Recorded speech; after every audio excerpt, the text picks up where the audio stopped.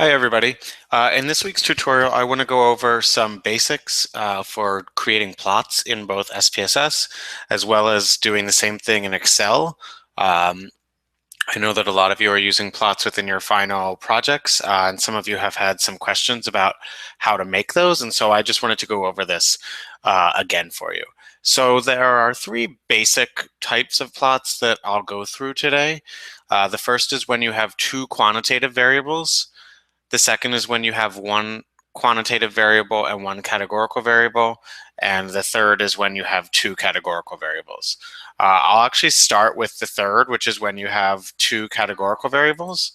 And when you want to do that, the type of analysis that you're typically going to do when you have two categorical variables is going to be a crosstabs with chi-square analysis. So I'm going to start off just by showing you that you can actually get the basic plots in SPSS just by doing the chi-square analysis. So for example, let's say that we want to look at the association of the borough of residence with whether or not individuals are HIV positive. If I wanted to do the chi-square analysis, I would go into statistics. I would ask for the chi-square statistic. I'm not going to do that here. I will ask for the row and column percentages.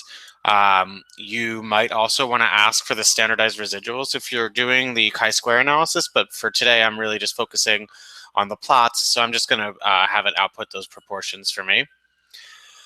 And then I'm going to ask it to display the clustered bar charts, and that is where you're going to get the plot that you want when you have two categorical variables with each other. So in the output, you can see that I got my chi-square statistic here, and now we have each of the HIV statuses by each of the 5 boroughs. And down here, you can see that you get that nice plot in SPSS. However, we've talked about this before. One of the limitations of this plot is that it focuses on the counts rather than on the proportions. This may be fine. This may be something that you want, in which case, of course, you're more than welcome to use this. However, I do just want to show you that you can plot similar things in Excel, and it gives you the option to plot the proportions instead. So what I'm going to do is just recreate this table in Excel.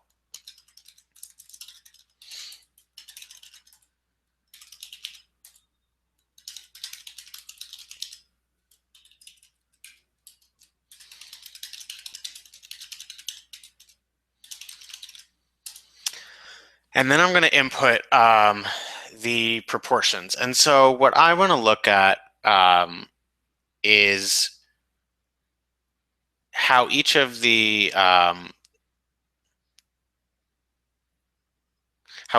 boroughs looks with regard to HIV status. So I want to know what proportion of the people in Brooklyn are HIV negative, HIV positive, and unknown. So what I want is the row percentages here that are going to add up to 100 within the row. So I'm going to put actually, you know what, let me not use decimals. Let me do 48, 38, and 14. So I'm just taking those percentages right there. So you'll see that I'm doing percentages instead of counts. 41.1, 41.1, 17.9, 50, 31.5, 18.5, 64.4, 31.1, 4.4, and 40.9, 38.6, and 20.5. And now that I've done that, I'm just going to show you, I highlight that, and I can do insert column, and then I can just do clustered column. And then here you can see that what I have is in Brooklyn, you can see that I have a little less than 50% of the people who are HIV negative, a little less than 40% who are HIV positive, and a little more than 10% who are HIV unknown. But what this gives you that the clustered bar chart doesn't give you as easily, although here, because we have relatively equal, so let me just say, here we have relatively equal numbers in each of the boroughs, so it's not going to be all that different. However, if what we had here were variables that weren't as evenly distributed, the proportions will allow you to see things that the counts would not. So if one of these had very low counts in general, they were all below 10, or one of them had really high counts in general, it would really mask the differences, whereas the proportions will let you see those differences even if the groups are different in size. So in this case, again, the burrows are about the same in their sizes, and so the proportions and the counts actually look relatively similar. However, if what you're using is a categorical variable where the number in each category is quite different. So for example, if I were doing something with race here and I had much more of one race than other races, then these proportion plots will actually be a little bit nicer of a display because you'll be able to compare the proportion within each borough. So here you can see that the Bronx has the most people, has the highest proportion of people who are HIV negative. You can see that Manhattan actually has the highest proportion of people that are HIV positive. Again, I'll just remind you that these are actually fake data, so don't take too much away from this. But so that's the first plot that I'll show you how to make that I showed you how to make in Excel. I took the categories, I produced them using the crosstabs feature in SPSS, and then I entered the proportions here so that I could plot the proportions in Excel rather than plotting the counts like SPSS gives you by default. I'll also just show you quickly, you can get this same plot by going to Legacy Dialogs, bar, clustered bar, and then putting putting borough in the category axis and putting the clusters defined by self-reported HIV status and hitting OK. You'll see I get the exact same plot there. So that's the other way of getting that without going through the chi-square analysis. Of course, you can do this in Excel for the counts as well, but I just chose to do the proportions. Okay, so that is the clustered bar chart. By the way, let me just show you quickly, if what you just want is just to show the number of people in the sample that are, for example, each HIV status, and you don't want it to be split by another categorical variable, you can just do a simple bar chart for self-reported HIV status as the category axis, and then that's just going to give you the number of people who are in each category in the data set in total. So that's a more simple plot where it's just one variable. Okay. The next plot that we'll look at is a plot of the differences in a quantitative variable by a categorical variable. And so, for example, if I wanted to look at the depression score for each borough, the analysis that I would do here is one that you learned this week. It's the one-way ANOVA. And so I would put my borough in as my factor, and I would put my depression score in as my dependent variable. And I would potentially do a post hoc test to compare those groups. I might ask for some descriptives here, and then I could ask for a means plot here. The means plot is then going to give me the mean of each borough on depression. Now, this is not super helpful, and there are ways of double clicking on this and editing it in SPSS. So that you could change this line plot to a bar plot. But I'm actually just going to show you how to get that bar plot by going through the graphs menu instead. So you go to graphs and then legacy dialogs, and then you'll go back to bar. Oops. And we're going to continue with a simple bar plot. But this time, I'm going to take that out. I'm going to put borough of residence as my category axis. And then I'm going to say that instead of just showing the number of people in each borough of residence, I want to show another statistic. And this is going to allow me to put in a second variable. And in this case, what I want to do is put in a quantitative variable. I want to put in their depression score. And the default is that I want to show the mean depression score for each borough. I could change that. For example, I could make it the median or the mode. But what I actually want is the mean. And so this is going to give me a plot that looks just like this one, except it's going to be a bar chart instead of a line chart. Oh, actually, it's not going to be the same thing. Oh, I'm sorry. It is the same thing. The reason that they look so different is that you'll see always pay attention to the scale of the plot. This one only goes from 4.9 to 5.3. This one goes from 0 to 6.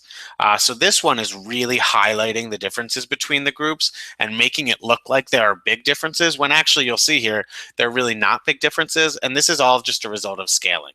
So the difference between Manhattan and between Brooklyn, which is the highest and the lowest group, is really only a difference of 0.2 and a half. 0.25. However, this plot makes that difference look very large because it scales it only to the lowest and the highest. This is a bar chart of the same thing. When you're looking at means within different categories, you want a bar chart and not a line chart. And so you get this, and this will give you exactly what you want. Now, let me just show you can do the same thing in Excel. I'm going to delete all of this. And I'm just going to do Brooklyn, Manhattan, Queens, Bronx, Staten Island. And then what I want to do is just put in the mean for each of those. So I have 5.24, 4.91, 4.96, 5.0, 5.23. And then I just select those. And again, I go to Insert, Column Chart, 2D column, and there we go. I can modify this chart in any way that I want. So for example, there's no reason to have this legend here. It doesn't really help me with anything, so I'll delete that. Let me just show you that you can do some nice things in Excel that you don't have as much flexibility with in SPSS, or that are not as easy to do in SPSS. So for example, if I go to the Layout tab here in my Charts tools, I can add axis titles. So for example, one thing I might want to do is add a primary vertical axis title. And I'm going to ask it to do a rotated title. And this is going to insert a title right here that allows me to say what this means. And this is mean depression score. So I can type that in, and then I have a nice, oops, well, there's a little typo there, but I have a nice axis there that tells me what it is. I can also, for example, add a chart title above the chart that says mean depression score by borough of New York City. And then I have a chart title. So this is one of the reasons that I prefer to create my plots within Excel instead of SPSS, but I'm showing you both ways just so you have that flexibility. And then the last thing that we'll do is look at the association between two quantitative variables. So what we would normally do here as an analysis is a bivariate correlation. So we might look at how depression is associated with general health status, for example. And we would just do a Pearson correlation.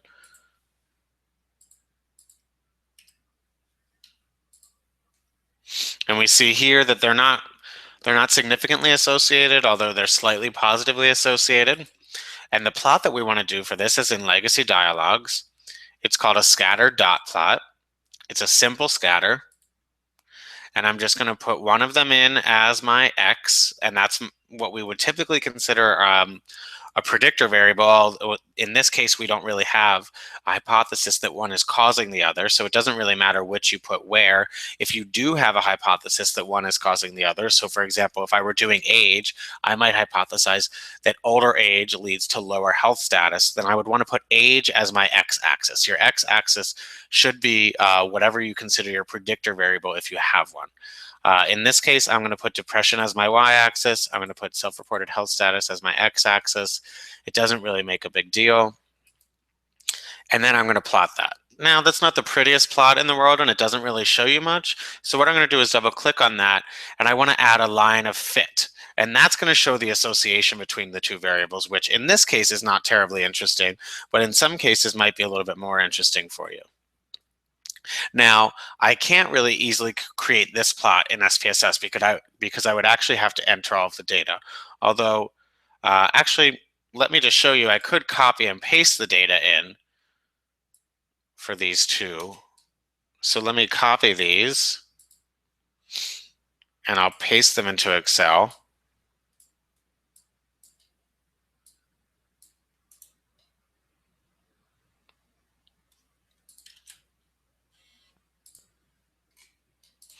And let me just actually label these. So this is depression. This is general health status. And then I'm going to highlight these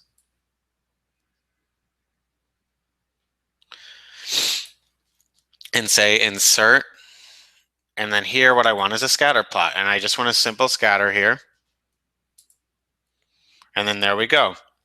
Again, I don't need this here, so I'm going to delete this. General health status actually doesn't belong here. Where it belongs is as the label for the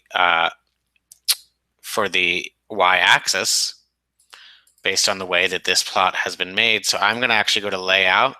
I'm going to go to axis titles, primary horizontal axis title. This is depression score. So now I have depression score labeled here. And then I'm going to go to axis titles, primary vertical axis, rotated. And I'm going to say general health status. Oops. And now you can see that I have my depression score plotted along the x-axis. I have my health status plotted along the y-axis. You can see a bit of a positive association here. It does look like there's a trend going upward. I could also add a trend line here. So if I ask it to give me a linear trend line, it's going to add that same line of fit that SPSS added, although it's not very big. So let me just show you another reason that I prefer to use Excel for plots is because it's very easy to modify these things. So all I do is go to shape outline and weight, and then I can make that line much thicker. And then there we have it. There's my plot for two continuous variables. So that's all that I really wanted to cover tonight. Please feel free to email me with any questions that you have or sign up for my office hours next week. Next week, because it's really the final crunch, I will most likely do extra office hours on Thursday instead of doing a tutorial. Although if you have something that you'd like me to cover in a tutorial instead, please let me know. I'm open to doing either one. And I wish you luck in working on your final projects. Have a good night.